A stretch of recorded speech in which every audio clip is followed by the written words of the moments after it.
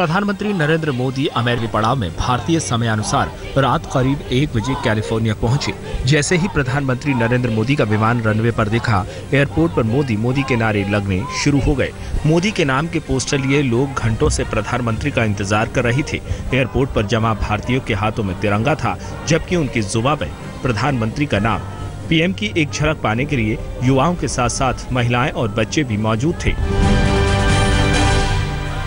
प्रधानमंत्री Narendra Modi air India one से बाहर आए तो लोगों का हाथ जोड़कर अभिवादन किया। प्रधानमंत्री सुरक्षा घेरा तोड़कर एयरपोर्ट में जमा हुए लोगों के बीच पहुंच गए। मौजूद लोगों में पीएम से हाथ मिलाने की होड़ सी लग गई।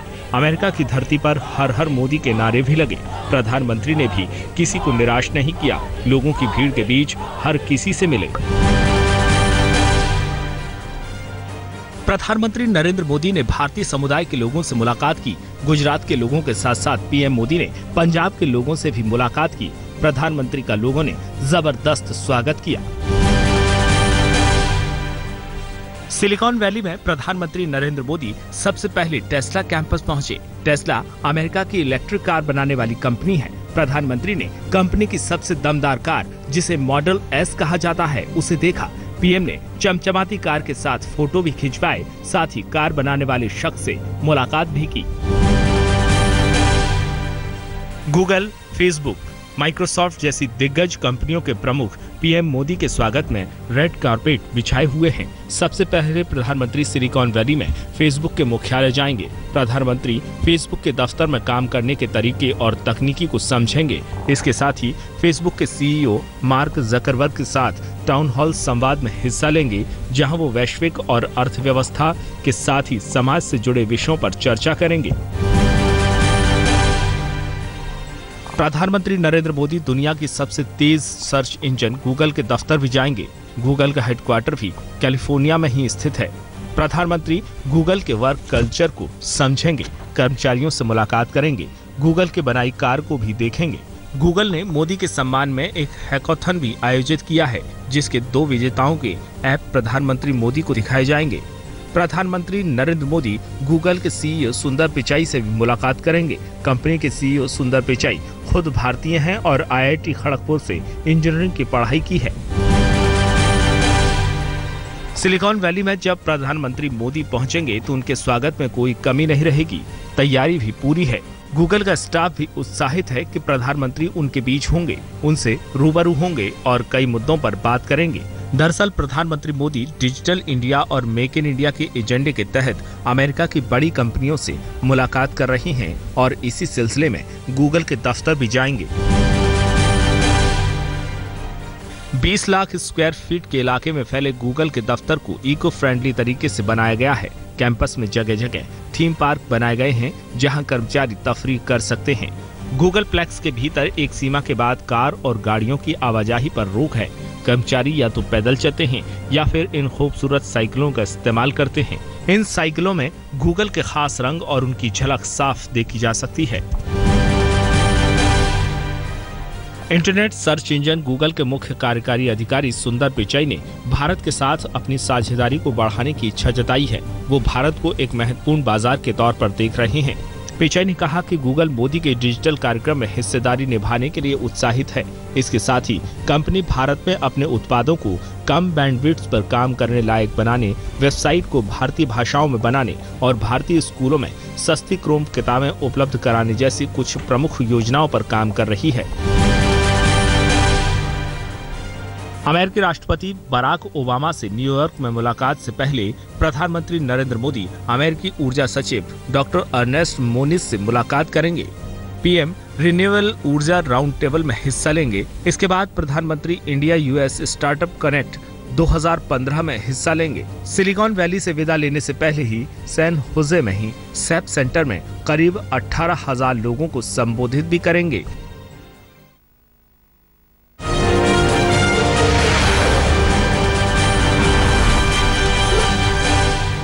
बिहार में आज आरजेडी अध्यक्ष लालू यादव की पत्नी राबड़ी देवी और दोनों बेटे तेजस्वी यादव और तेज प्रताप के साथ चुनाव प्रचार का आरंभ करने जा रहे हैं। लालू अपने चुनाव प्रचार का आगाज राघोपुर से कर रहे हैं। राघोपुर से लालू के छोटे बेटे तेजस्वी यादव चुनाव मैदान में हैं। गौरतलब है कि राघोपुर वो सीट है जहां से राबड़ी देवी को पिछले चुनाव में हार का सामना करना पड़ा था। हालांकि राघोपुर को आरजेडी का गढ़ भी माना जाता है।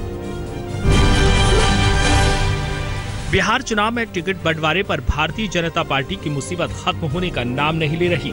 टिकट को लेकर कार्यकर्ताओं नेताओं में मचे घमासान के बीच अब बिहार से बीजेपी सांसद आर.के. सिंह ने टिकट बंटवारे को लेकर सनसनीखेज आरोप लगाए हैं। आर.के. सिंह ने कहा है कि बिहार में अपराधियों को टिकट दिए गए हैं। यही नहीं, आरोप ये भी लगाए गए हैं कि टिकट बंटवारे में पैसे दिए गए हैं। आरा से सांसद आर.के. सिंह के समर्थन में पटना साहिब के सांसद शत्रुघ्न सिन्हा भी उतर आए हैं। माना जा रहा है कि बागियों के तीखे तेवर से बिहार में बीजेपी की मुसीबत अभी और बढ़ेगी। बिहार में आज चुनाव आयोग का दौरा हो रहा है। आयोग चुनाव की तैयारियों का जायजा लेगा। इसके साथ ही कानून व्यवस्था पर भी चर्चा होगी। बताया जा रहा है कि अफसरों के साथ बैठक के बाद चुनाव आयोग आज प्रेस कॉन्फ्रेंस भी कर सकता है। अमेरिका के दौरे से वापस लौटने के बाद प्रधानमंत्री नरेंद्र मोदी 2 अक्टूबर से बिहार के चुनाव में एक के बाद एक रैली करेंगे। 2 अक्टूबर को पीएम बांका में एक बड़ी रैली से चुनाव प्रचार की शुरुआत करने वाले हैं। बीजेपी अध्यक्ष अमित शाह ने बीजेपी कार्यकर्ताओं को इसकी जानकारी दी। सूत्रों के मुताबिक खबर है कि प्रधानमंत्री बिहार में कुल 18 रैली करने जा रहे हैं। सुभाष चंद्र बोस की गुमशुदगी से जुड़ी सीक्रेट फाइलें पश्चिम बंगाल की सरकार की ओर से सार्वजनिक करने के बाद शास्त्री जी के बेटे अनिल शास्त्री ने भी अपने पिता की रहस्यमय मृत्यु से जुड़ी सीक्रेट फाइल सार्वजनिक करने की मांग की है। शास्त्री जी का परिवार लंबे वक्त से देश के दूसरे प्रधानमंत्री की मौत पर सवाल खड़े कर रहा है। वाराणसी में गणेश की प्रतिमा विसर्जन के लिए आंदोलन कर रहे साधु संतों पर पुलिस के लाठीचार्ज के विरोध में 300 बीजेपी कार्यकर्ताओं ने पार्टी की प्राथमिक सदस्यता से इस्तीफा दे दिया है। गौरतलब है कि 4 दिन पहले गणेश प्रतिमा के गंगा में विसर्जन के लिए धरना पर बैठे साधु संतों पर पुलिस ने लाठीचार्ज किया था। बीजेपी कार्यकर्ताओं का आरोप है कि बेरहमी से पिटाई के विरोध में प्रदर्शन कर रहे लोगों के समर्थन में बीजेपी का ना तो कोई विधायक आया और ना ही कोई नेता, लिहाजा 300 कार्यकर्ताओं ने विरोध में पार्टी से इस्तीफा दे दिया। बांग्ला फिल्मों की अभिनेत्री और बीजेपी नेता रूपा गांगुली ने आसनसोल नगर निगम चुनाव में बीजेपी का प्रचार किया। शहर में रूपा गांगुली ने रोड शो में हिस्सा लिया। गौरतलब है कि अभी कुछ दिन पहले ही कोलकाता में पार्टी का प्रचार करने के दौरान उनके काफिले पर कथित रूप से सत्तारूढ़ तृणमूल कांग्रेस के समर्थकों ने हमला किया था।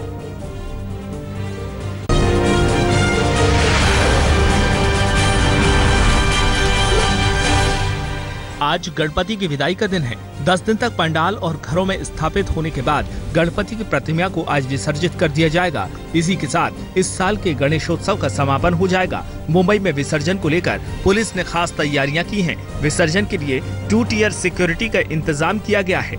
जमीन और आसमान दोनों से सुरक्षा की जाएगी। गिरगांव, चौपाटी, दादर, जुहू, वर्सोवा और गोराई में विसर्जन का कार्यक्रम होगा, जिसे देखते हुए सुरक्षा बढ़ा दी गई है। मुंबई से सटे वसई में गणेशोत्सव के दौरान एक पंडाल में लड़कियों का अश्लील डांस चल रहा था। हैरानी की बात ये थी कि ये कार्यक्रम जहां चल रहा था वहां से सिर्फ 200 मीटर दूर मानिकपुर थाना है, लेकिन लोग खुलेआम कानून की धज्जियां उड़ा रहे थे।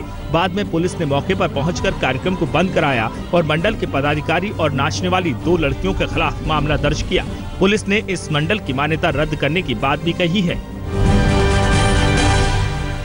7 साल बाद आदित्य चोपड़ा डायरेक्टर के तौर पर वापसी करने वाले हैं। अपने पिता यश चोपड़ा के 83वें जन्मदिन के मौके पर आदित्य चोपड़ा ने बड़े ही खास तरीके से अपनी फिल्म का ऐलान किया। आदित्य ने अपने पिता के साथ संवाद की एक चिट्ठी जारी की। यशराज के बैनर तले बनने वाली इस फिल्म का नाम बेफिक्रे रखा गया है। बॉलीवुड के मुन्ना भाई फिर पहुंच गए हैं सलाखों के पीछे। 30 दिन की पैरोल खत्म होने के बाद शनिवार को फिल्म स्टार संजय दत्त पुणे की यदवदा जेल रवाना हो गए। जेल जाते वक्त संजय दत्त बेहद भावुक थे। वो परिवार के सदस्यों और दोस्तों के गले मिले और जेल के लिए रवाना हो गए।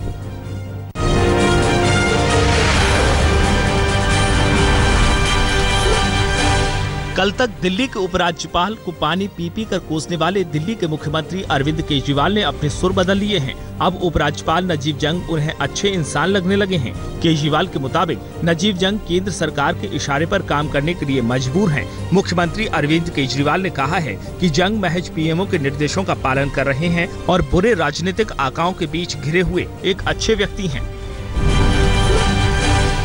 दिल्ली के पूर्व कानून मंत्री सोमनाथ भारती को अब तक दिल्ली पुलिस पकड़ नहीं पाई है। दिल्ली पुलिस के करीब 100 जवान सोमनाथ भारती की तलाश कर रही हैं, लेकिन सोमनाथ लगातार दिल्ली पुलिस को चकमा देते नजर आ रहे हैं। खबर है कि सोमनाथ भारती बाबा के वेश में आगरा से फरार हुए।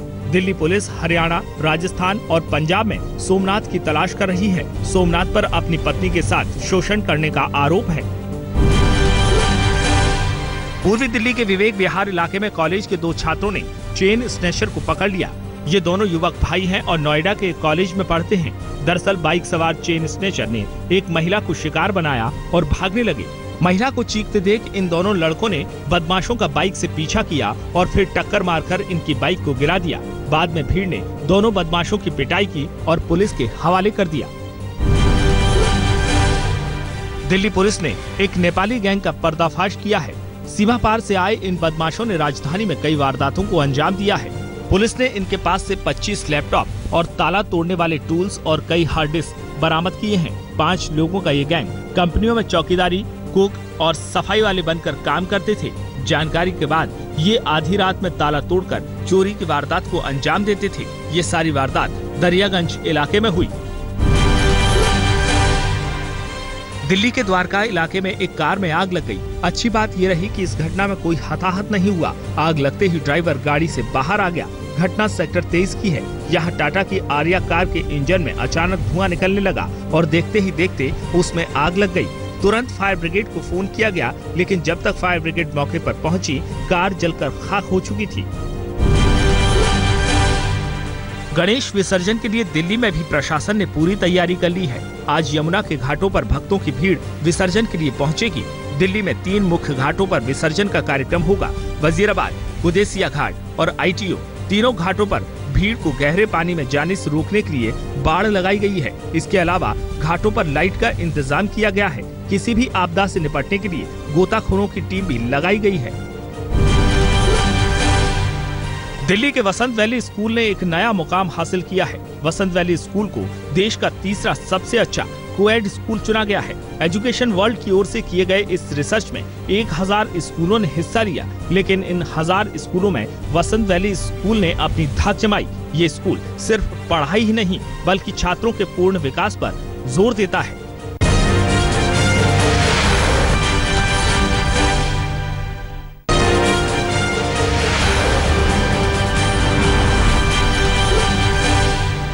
यूपी के फिरोजाबाद में पुलिस हवालात में छात्र की मौत के बाद हंगामा हो गया। छात्र को पुलिस ने अवैध हथियार रखने के मामले में 25 सितंबर को गिरफ्तार किया था। छात्र की मौत की खबर के बाद परिजनों ने थाने के बाहर हंगामा कर दिया। परिजनों का आरोप है कि पुलिस की पिटाई के चलते छात्र की मौत हुई है। इस मामले में परिवार वालों ने 2 थानाध्यक्षों समेत 4 पुलिस वालों पर हत्या का केस दर्ज कराया है। पंजाब के कई शहरों में ATM लूटने की घटनाओं में इजाफा हो रहा है। ताजा मामला जालंधर का है, जहां के गांव सरहाली में ATM उखाड़ ले जाने का मामला सामने आया है। लेकिन इस लूट में जो बात सबसे ज्यादा हैरान कर रही है वो है इस लूट में एक लड़की का शामिल होना। जी हां, पंजाब नेशनल बैंक के इस ATM में लूट की CCTV फुटेज में 2 लुटेरों के साथ एक लड़की भी नजर आ रही है। ATM में 4 लाख से ज्यादा की नकदी थी। पुलिस CCTV फुटेज की मदद से लुटेरों की तलाश में जुटी है। मुरादाबाद में एक विवाद में घायल हुए 2 पक्ष अस्पताल में फिर भिड़ गए। दरअसल इन दोनों पक्षों का पहले घर में झगड़ा हुआ। मारपीट में कई लोग घायल हुए। मामला थाने पहुंचा तो इन्हें मेडिकल कराने के लिए जिला अस्पताल ले जाया गया, लेकिन अस्पताल में पुलिस के सामने दोनों पक्षों के लोग फिर मारपीट करने लगे। बड़ी मुश्किल से लोगों को अलग किया गया। कानपुर की नौबस्ता पुलिस ने एक मकान पर छापा मारकर बड़ी मात्रा में अंग्रेजी और देसी शराब बरामद की है। इस शख्स के घर से शराब मिली है। उसकी भाभी कानपुर देहात से जिला पंचायत अध्यक्ष का चुनाव लड़ रही है। जिस गाड़ी में शराब की पेटी मिली उस पर समाजवादी पार्टी का झंडा लगा हुआ था। पुलिस मामले की जांच में जुट गई है। शराब की कीमत लाखों में बताई जाती है। कानपुर में बिजली सप्लाई करने वाली कंपनी कैस्को के ऑफिस में शनिवार को भीषण आग लग गई। आग की वजह का पता नहीं चल पाया है। हालांकि आग लगने से कोई घायल नहीं हुआ है। फायर ब्रिगेड ने कड़ी मशक्कत के बाद आग को बुझाया। आग लगने से ऑफिस के कई दस्तावेज जल गए।